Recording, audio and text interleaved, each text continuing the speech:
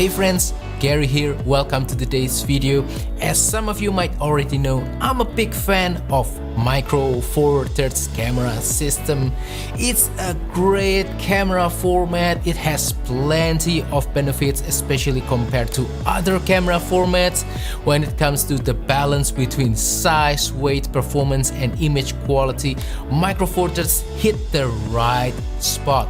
Many people use Micro Four Thirds camera for different kinds of applications, for filmmaking, for landscape photography, for street photography, but I personally think Micro Four Thirds is perfect for one thing that people don't really mention a lot, and that is for travel photography. So recently I just got back from Singapore for vacation with my wife and also my family. During my time in Singapore, we visited many places such as Garden by the Bays and also Sentosa Island, and it was quite a nice refreshing holiday.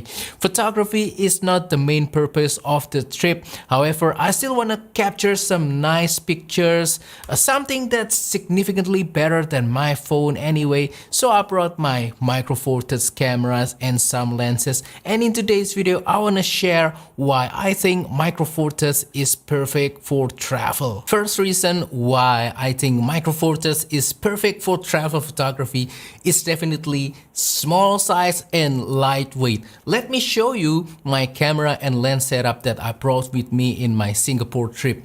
The main and only camera is this guy right here. This is the Panasonic Lumix GX850. So tiny, so lightweight, and that is perfect for travel, because when you're traveling with airplane you always have that 7 kg carry-on weight limit, and with a small and lightweight camera like this, you can really reduce the footprint of your camera gear inside of your travel bag.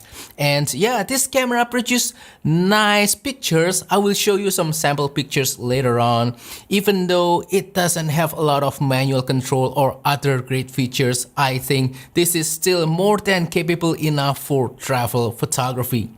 My main lens for my Singapore trip is this guy right here, the small and tiny Panasonic Lumix 14mm f2.5. Such a versatile prime lens. It's a little bit more on the wide angle kind of things, but you know, with such a nice focal length you can capture so many different kinds of things. And yeah, my other lenses, I brought all prime lenses on this trip because it's just so fun and challenging, and that's important.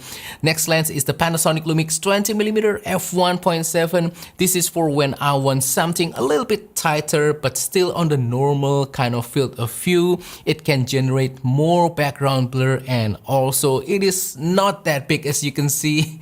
And the next lens is the Olympus 45mm f1.8 for when I want more background blur and also more telephoto focal length, especially for portraits, and also when I want to focus on something on the distance or something that is smaller. This guy is perfect. And then I also brought with me an ultra wide angle lens, also a small and tiny one.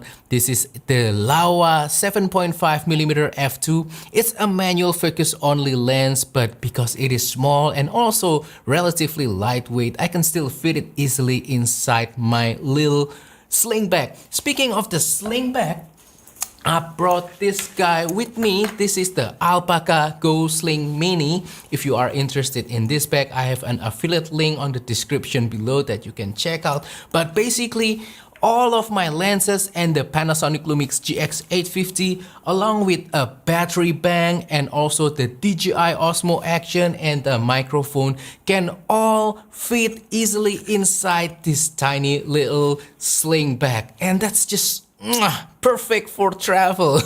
So let me tell you a little bit of a story. Before I departed on my trip to Singapore, I was actually having a sore throat, flu and fever. And although I recovered, by the time I arrived in Singapore, I was still not 100% healthy. So I was not as energetic as I usually am, and I was not taking as much picture compared to my other trips because, you know, not feeling 100% healthy. I just feel like tired all the time. But I am thankful that I was carrying my Micro Four Thirds camera with smaller camera and smaller lenses, because if I'm carrying something bigger, maybe an APS-C camera or full frame camera with larger lenses, definitely it will be a torture for me. You know, with the smaller camera, I was still able to take pictures even though I feel tired, even though I feel not 100% healthy. Imagine if it's bigger and heavier and you're not feeling 100% well, you just don't want to take picture, I'm quite sure. So yeah, I'm thankful for Micro Four Thirds smaller size and weight. That said, I can truly say that Micro Four Thirds hits the right balance between size, weight, performance, image quality, and that makes it really unique, especially for travel photography. The amount of flexibility, the kind of pictures that you can take with Micro Four Thirds camera is truly astonishing.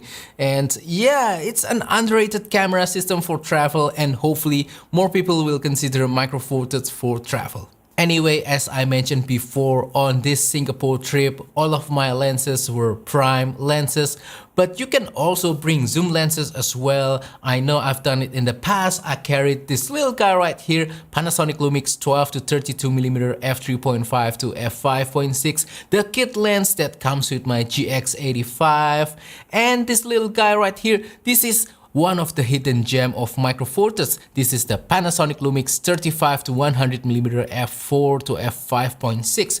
With these two lenses, you can cover pretty much anything with still relatively small size and weight inside of your travel bag. Next reason why Micro Four Thirds is perfect for travel photography is because of the image quality. Now we're getting to the most exciting part of this video, because I get to share the sample pictures that were taken using my Micro Four Thirds camera and lenses that I brought to Singapore. Hopefully these pictures can speak for themselves, but just to let you know, they were all raw. So I shot them raw and then I processed them in Lightroom, edit them very lightly without making them look too processed. As you can see, these pictures will definitely look much better compared to modern day flagship smartphone. Sure, yeah, with a smartphone it is more convenient, you can get great pictures, but with these Micro Four Thirds images, I think you can get pictures that look really organic, creamy, detailed, and more punchy without feeling too overly artificial. It's just the perfect balance. And with Micro Four Thirds camera and lenses, with these different kinds of choices of lenses, you can cover different kinds of photography genres easily while you are traveling. You can get portrait, you can get scenery, landscape, and also street photography, food photography, product photography, all that sort of stuff with just using Micro Four Thirds camera and lenses. Alright, next reason why I think Micro Four Thirds is perfect for travel photography is because they are inconspicuous. So this camera again is the Panasonic Lumix GX850, and yeah, it is an inconspicuous camera. Maybe it has something to do with its smaller size and weight, but I think it's also about the design. This is a rangefinder style camera. It doesn't have that EVF hump on the middle right there, so it doesn't look like a professional serious camera. And that means when I was in the streets of Singapore, I was able to take some pictures without people looking at me, without me drawing attention and making myself uncomfortable.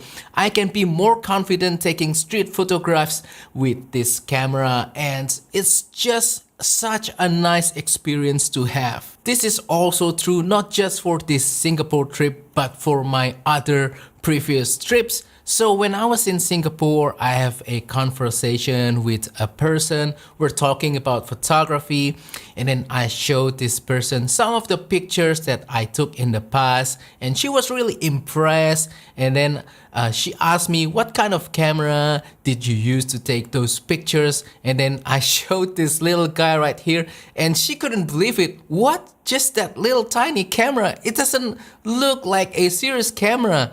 But then, I was able to talk more to her about Micro Four Thirds, and finally she's convinced about using a smaller camera for travel photography. So yeah, having a smaller, lighter, inconspicuous camera, I think is important for travel photography. You don't want to draw too much attention. You want to be more confident when you are taking picture in the field, and that will give you a nicer photography experience on your trip. Next reason, and also the most important reason why Micro Four Thirds is perfect for travel photography, is because it is such a fun camera system. There is something really neat about just grabbing my Micro Four Thirds camera out of my little sling bag and start taking pictures, compared to just taking my phone out of my pocket and taking pictures. Well, yes, with phone, it is much more convenient. You always have it with you everywhere you go. And if you're doing photography with your phone, you don't even need to bring a separate camera. But it's just such a wonderful feeling to have something in your hand that's very tactile, like my Micro Four Thirds camera. It's a dedicated tool for photography, and it's just addicting. You just want to keep taking pictures after pictures after pictures. You cannot stop taking photos, and that's why I think Micro Four Thirds is really fun. Micro Four Thirds, I think, doesn't really get in the way between you and the pictures that you're going to take. I cannot really explain it, but most of my Micro Four Thirds cameras, they're all very intuitive to use. They're just fast, convenient, and they just work, They really help you to focus more on composition, on getting the pictures. And yeah, it's just adding into that enjoyment factor when you're doing travel photography, not being bothered by your camera. And that's why I think using Micro Four Thirds camera when you are traveling can really bring joy and fun into your photography. As I said on my other videos, photography isn't just about getting the end result, it's also about enjoying the process, every steps that you have to take when you wanna try to nail that perfect picture. So yeah, having a nice camera that's tactile, that's fun and easy to use, that doesn't really get in your way, can really help to make you enjoy the process of doing photography better. Now that I've listed all the reasons why you should use Micro Four Thirds camera system for travel, I want to try to be objective and also tell you things that can be improved for Micro Four Thirds so that it can be even better for travel photography. It is not the perfect camera system in the world. No camera system is perfect for everyone. And for Micro Four Thirds, there are a couple of things that they can do, the manufacturers can do to improve them, to make it even better for travel photography. First of all, we need smaller camera, especially in the rangefinder style like the GX lumix cameras, but with better continuous autofocus. Continuous autofocus with Micro Four Thirds camera isn't really that great unless you have something like the Panasonic Lumix GH7, which is big and bulky. It's a professional camera, not really something that is more suitable for travel photography like this tiny little GX camera right here. So a GX with better continuous autofocus will be something that everyone will appreciate, or maybe OM system, EPL series or PAN series, something like that. Next thing that Micro Four Thirds can improve is the lens. With Micro Four Thirds lenses, they are generally smaller. The prime lenses are small, the zoom lenses, most of them are small as well. But there are some new developments, especially in the APS-C camera format. Over here, I have the Sigma 18 to 50mm f2.8 for Sony E-mount APS-C cameras. And this lens, even though it's not the smallest zoom lens in the world, it's quite tiny. And it's an f2.8 zoom lens. Let's compare it with some f2.8 zooms for Micro Four Thirds. This is the closest one that we have, Panasonic Lumix 12 to 35mm f2.8. This is heavier, although they are almost the same size. And then we have the Olympus 12 to 40mm f2.8. Even though this is slightly longer in the telephoto, and it is so much heavier compared to the Sigma 18 to 50mm f2.8. So if Micro Four Thirds can come up with smaller f2.8 zooms, I think that will be perfect. But anyway, I'm just nitpicking here. Even though we don't have those improvements just yet, I still think Micro Four Thirds is the best for travel photography. And hopefully by watching this video, you can learn from my travel experience to Singapore with my Micro Four Thirds camera and lenses, and be able to implement what you learned on your next trip. And that wraps up today's video. So hopefully you learned something today. Hopefully this is inspiring, informative and fun. And please let me know on the comment down below, what is your favorite camera and lens setup for travel photography. Also, if you have any question, please comment down below as well. I will try my best to answer them. Also, don't forget to support my channel by liking this video, sharing this video, subscribing to my channel down below. And if you want to support my work even further, consider using the affiliate links on the description below. Purchase my travel photography ebook course also on the description below, or use the super thanks button to make a small donation to my channel. Thank you, and I will see you on the next video. Goodbye.